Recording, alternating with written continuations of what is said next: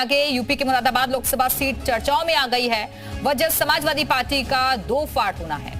Samajwadi party ने यहां से एसटी हसन को प्रत्याशी बनाया है और एसटी हसन ने बाकायदा नामांकन भी किया और बवाल तब मच गया जब समाजवादी पार्टी के सिंबल से रुचि वीरा ने भी नामांकन कर दिया। अब चुनाव अधिकारी ने भी रुचि वीरा को अधिकृत उम्मीदवार घोषित कर दिया है।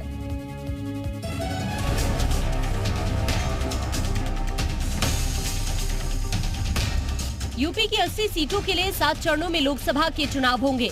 चुनाव को लेकर तमाम राजनीतिक पार्टियां अपने अपने उम्मीदवारों के नाम की घोषणा कर रही हैं। समाजवादी पार्टी ने भी अपने उम्मीदवारों को चुनावी मैदान में उतारना शुरू कर दिया है। लोकसभा सीट के लिए मुरादाबाद सपा के लिए खास सीट रही है, लेकिन इस सीट पर इस बार महासंग्राम देखने को मिला।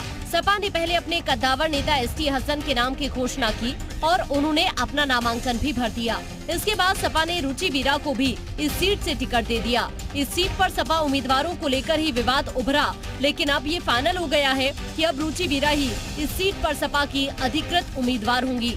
रुचि वीरा के नामांकन पर डीएम मानवेंद्र सिंह का कहना है डॉक्टर एसटी हसन द्वारा दाखिल किए गए फॉर्म को रद्द कर दिया गया है और एक नया फॉर्म दाखिल किया गया है। मे बी एसटी हसन साहब ने दाखिल किया था, उसका कैंसिलेशन आ गया है और नए सिरे से फॉर्म भी जो है वो रुचि वीरा जी को दिया गया, तो वही है। दरअसल मुरादाबाद सीट को लेकर दिन भर नूरा कुश्ती देखने को मिली।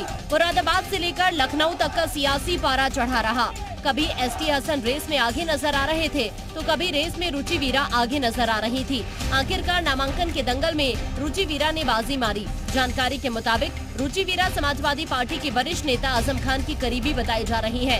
इतना ही नहीं, जेल में बंद आजम खान के कहने पर ही रुचि वीरा ने सपा से पर्चा भरा है।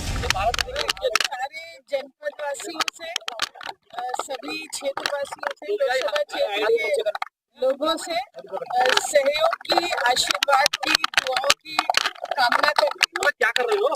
कहना है सब लोग मुझे अपना सहयोग दें, अपना कीमती वोट दें, अपना आशीर्वाद दें। वहीं रुचि वीरा के नामांकन के बाद एसटी हसन ने अपना नामांकन वापस ले लिया और पार्टी हाईकमान के फैसले पर अपनी सहमति जताई। हालांकि हसन के समर्थकों ने जरूर पार्टी हाईकमान के खिलाफ अपनी नाराजगी जताई है। कुछ सोच समझ के उन्होंने कोई ऐसा कदम उठाया होगा, और अभी कोई ये तो है नहीं कि 30 तारीख तक के वो मैं नहीं लड़ूंगा। अगर पार्टी आप चाहेगी तो अभी भी मैं लड़ सकता हूँ।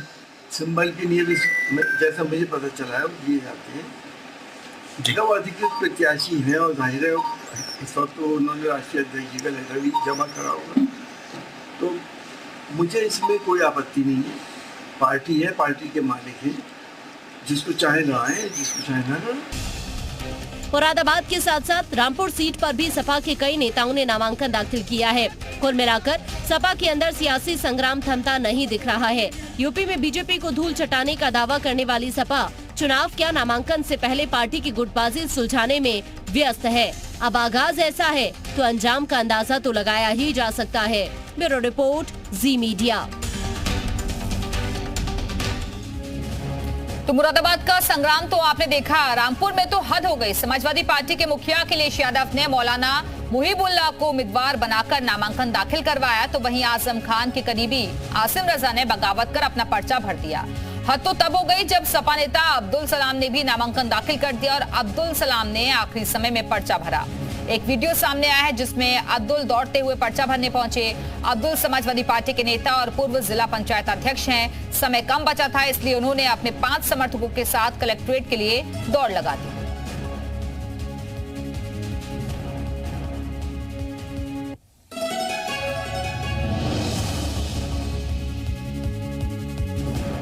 और इसी खबर पर और ज्यादा बातचीत के लिए इस वक्त अलग अलग जगहों से हमारे साथ हमारे सहयोगी जुड़ चुके हैं। मुरादाबाद से आकाश हमारे साथ जुड़ गए हैं, सैयद आमिर रामपुर से हमारे साथ जुड़े हुए हैं और लखनऊ से विशाल रघुवंशी हमारे साथ जुड़ गए हैं। सबसे पहले विशाल के पास ही चलते हैं। विशाल, सामने वाले से मुकाबला तो तब कर पाएंगे जब अपने साथ हो, लेकिन यहाँ तो बगावती तेवर नजर आ रहे हैं। समाजवादी पार्टी के खुद के नेता उनके लिए मुश्किलें खड़ी कर रहे हैं। देखिए बिल्कुल आपको बता दें कि एक अपडेट देता हूं मैं कि प्रदेश अध्यक्ष नरेश उत्तम इस वक्त पार्टी दफ्तर पहुंच चुके हैं और कुछ ही देर के बाद सपा अध्यक्ष अखिलेश यादव यहां पर पहुंचेंगे। चूंकि कल रामपुर और मुरादाबाद नरेश उत्तम भेजे गए थे, ऐसे में जो पूरी रिपोर्ट है वो अखिलेश यादव को नरेश उत्तम देंगे। मैं इस वक्त सपा दफ्तर में मौजूद हूँ और आप तस्वीरें देख सकते हैं कि प्रदेश अध्यक्ष नरेश उत्तम यहाँ पर पहुँच चुके हैं। इसके साथ साथ राजेंद्र चौधरी जो है वो यहाँ पर पहुँच चुके हैं और लगातार जो विरोध है वो बढ़ता जा रहा है। ऐसे में जो पार्टी के अंदर जो रामपुर और मुरादाबाद को लेकर जो अंतर्कलह है उसको देखें। अब विधायक जी हैं मुझसे बात करते हैं। जी, कल बड़ा विरोध देखने को मिला पार्टी में, रामपुर में और मुरादाबाद में। विरोध नहीं होता है, भाजपा में विरोध नहीं है क्या? भाजपा में भी वही स्थिति है, जहाँ टिकट बढ़ता है, कटता है, मिलता है, ये पार्टी कार्यकर्ताओं की भावना कहीं आहित होती है तो थोड़ा बहुत रहता है। हर पार्टी में है, कोई ये नहीं, कोई हमारी पार्टी नहीं। मुरादाबाद तो स्पष्ट हो गया, लेकिन अभी गोरखपुर माफ कीजिएगा जो रामपुर है उसको लेकर जो है स्पष्ट नहीं हो पा रहा है कि वहाँ से कौन होगा। स्पष्ट हो गया, वो दे दिया गया। किसको? आसिम रजा जी को? हाँ, नहीं उनको दे दिया गया, इमाम साहब को। इमाम साहब को, लेकिन आसिम रजा तो आजम खान के करीबी हैं, उन्होंने भी वापस ले लेंगे, वापस। देखिए फिलहाल समाजवादी पार्टी के विधायक हैं और यहाँ पर ठीक है विशाल, वापस आएंगे आपके पास। बीजेपी प्रवक्ता अनिला सिंह जी इस वक्त हमारे साथ जुड़ गई हैं। अनिला जी, जो खबरें इस वक्त समाजवादी पार्टी के लिए चल रही हैं, आप लोगों को तो ये खबर अच्छी लग रही होगी ना? मेरी सभी को राम राम। और देखिए, चुनावी रण जो है शुरू हो चुका है। राजनीति है, राजनीति सत्ता में आने के लिए की जाती है। अगर विपक्ष जो है अपने को नहीं समेट पा रहा है, अपने कार्यकर्ताओं को नहीं समझा पा रहा है, ये फैसला नहीं कर पा रहा है कि कौन सी सीट से किसको हमें लड़ाना चाहिए, और आज भी 2013 के एक मुख्य नेता समाजवादी पार्टी के आजम खान, जिन्होंने हिंदुओं के ऊपर ज्यादती करी थी, उसके दबाव में आकर अगर वो फैसले ले रहे हैं तो उत्तर प्रदेश की जनता, खास तौर से पश्चिमी उत्तर प्रदेश की जनता को समझ लेना चाहिए, समाजवादी पार्टी के चरित्र में कोई भी बदलाव नहीं आया है। इनका घर तो खुद ही बिखर रहा है। भारतीय जनता पार्टी तो डेफिनेटली, सामने विपक्ष कमजोर होगा तो हम क्यों नहीं खुश होंगे? बिल्कुल खुश होंगे। हमें तो इन लोगों को रौंदते हुए आगे बढ़ना है, विजय का जो पताका है वो लहराना है। और जैसा कहा गया है, उत्तर प्रदेश जो है हमेशा से एक मुख्य भूमिका निभाता है कि सरकार किसकी बनेगी। मैं पश्चिमी उत्तर प्रदेश से आती हूँ और पश्चिमी उत्तर प्रदेश की राजनीति जो समाजवादी पार्टी के मैं देख रही हूँ, इनका सुपड़ा साफ होने वाला है। भारतीय जनता पार्टी की सीटें जो है प्रचंड मात्रा में आएंगी, आप देखते रहिए। अनिला जी, लेकिन समाजवादी पार्टी के जो नेता है वो तो ये कह रहे हैं ना कि भाई टिकट के लिए तो हर जगह ऐसे ही विवाद होता है, लेकिन उसके बाद हम सब कुछ सुलझा लेते हैं, ऐसा कहीं कोई विवाद नहीं है। अगर विवाद नहीं होता और मुख्य विवाद नहीं होता तो आपका जो एक मुख्य चैनल है उत्तर प्रदेश का, उस पर इसकी चर्चा नहीं हो रही होती। इसका मतलब विवाद जो है वो अच्छी खासी तरीके से अपनी जगह बना रहा है राजनीति में, और जो जगह बना रहा है ना, उस पर भारतीय जनता पार्टी ही आपको दिखाई देगी। अनिला जी, पिछली बार के चुनाव में कुछ सीटें ऐसी भी थी जहां पर थोड़ी कमजोरी स्थिति रहेगी, तो इस बार माने कि वहां पर अच्छी परफॉर्मेंस रहेगी पार्टी की? और डेफिनेटली, इसमें कोई दो राय नहीं है। पश्चिमी उत्तर प्रदेश जो है, आप देखिएगा कि जो 8 सीटें पहले हारे थे, उन सब पर भारतीय जनता पार्टी की जीत होगी। अनिला जी, लेकिन अगर हम रामपुर सीट का जिक्र करें तो ये तो हॉट सीटों में शुमार मानी जाती है, और घनश्याम लोधी आपकी तरफ से यहाँ पर चुनावी कैंडिडेट है, लेकिन समाजवादी पार्टी की तरफ से 3 लोगों ने पर्चा दाखिल किया इस सीट पर अभी। अब आप देख लीजिए कंफ्यूजन किधर है।